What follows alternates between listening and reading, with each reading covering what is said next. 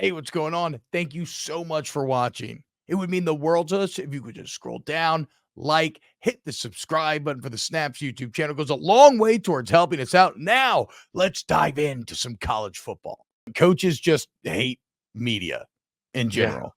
And Aaron is someone who works with the players directly, and coaches are control freaks and they want full control of what players do and or don't do. So you have a perfect recipe for some annoyance it's a weird when balance. a player goes and does media with someone. It's a weird balance that we live in, and I don't know what it's like at LSU, where you are a letterman at, I would say first, like if someone had say, like, describe who you are, like you kind of your whole life. I mean, Georgia would be before, for me, importance of even how I define myself in my entire life. Georgia football player would be first before broadcaster, but yet I am viewed as a broadcaster in the eyes of coaches, in the eyes of players, in the eyes of most people. Like, I am a broadcaster. I work for the Volume. I work for Sirius. I work for ESPN. So, yes, it is a fine line of me walking through the butt smear of, I don't think guards are necessarily up, but there is hey, Aaron works for the media. Not Aaron's the former fucking SEC all-time leading quarterback and owns every single record at Georgia. It's kind of weird. I almost feel like more media now, where I don't even want to put people in that weird spot. Now, LSU's actually been pretty damn good in, the Ogeron era. I had personal connections there that basically allowed whatever, but Kelly's been pretty damn good about it. And I can actually exercise former player rights and go watch practices and stuff if I want to. I just have to, make sure that I'm not revealing any information that's going to piss anybody off or kind of abuse that trust. I can't go to practice. My problem is, though, dude, it's this job just comes with inherent friction against the people you cover. It just is what it is, and you just got to accept that. It's why I never wanted to be in media to begin with, until I realized, oh shit, I'm good at it. All I have is a minor at sociology, kinesiology, and business admin. What the fuck am I gonna do? And then so I got here. But whatever. So I accepted that a long time ago. You can't really be friends with the people you cover. It just is what it is. The coaches that you love, the people you cheer for, at the end of the day are going to hate you, because eventually you're going to have to say something that they disagree with or say something bad about them. And it just is what it is, dude. Has Kelly ever said anything to you of because I feel like every time I've had LSU games multiple times for the past couple of years, and every time I feel like I go into the building, Hester's there. Hester feels like he's always around the LSU building. And there's no way in hell that Hester, even though he's one of the best dudes you ever meet, there's no way in hell that Hester is always talking positive. Is there ever friction with him of has Kelly ever said anything to you guys? What the fuck, man? Why you guys no. I'll give this to Kelly, this Kelly regime. I've seen a lot of regimes at LSU. I've seen these things handled differently.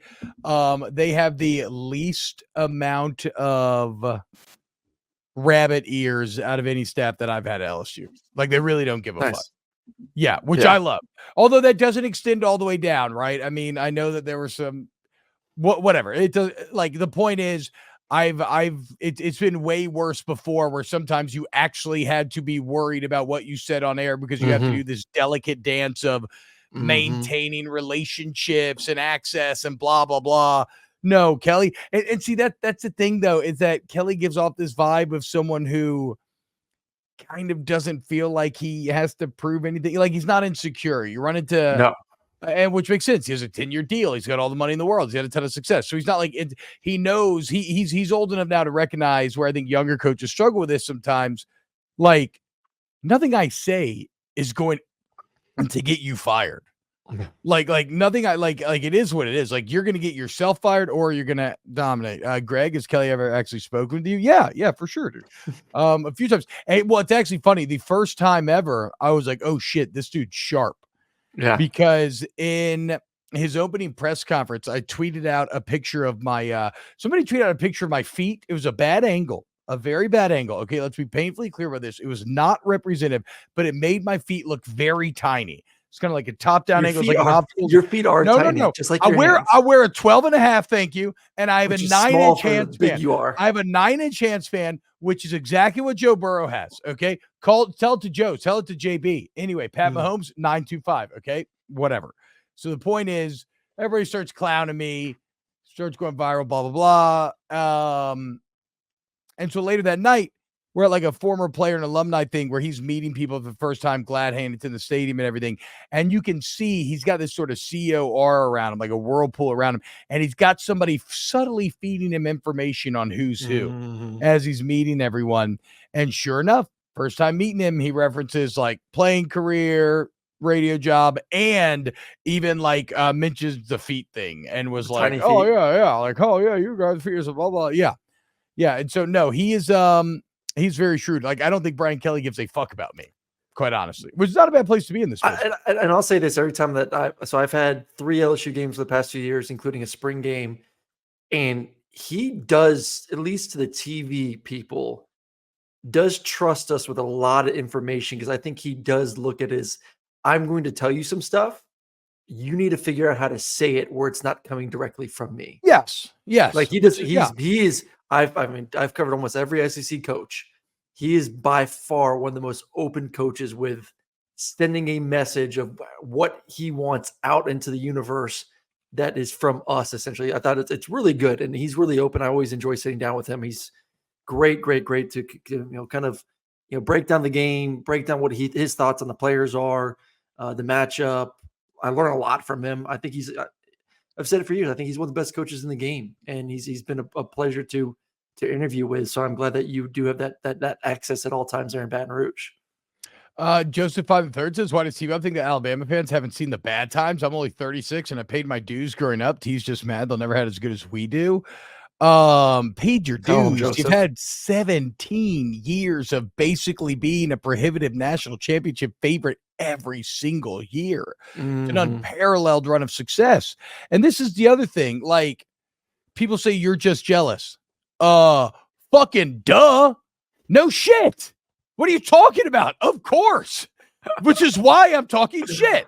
Because I'm jealous of how good you have had it. And so now, like a normal human being who is petty and misery loves company and all that sort of shit, yeah, I'm loving the comeuppance. Like, my Alabama friends are so pissed at me earlier because we're getting so much joy out of this. I was like, what do you fucking mean?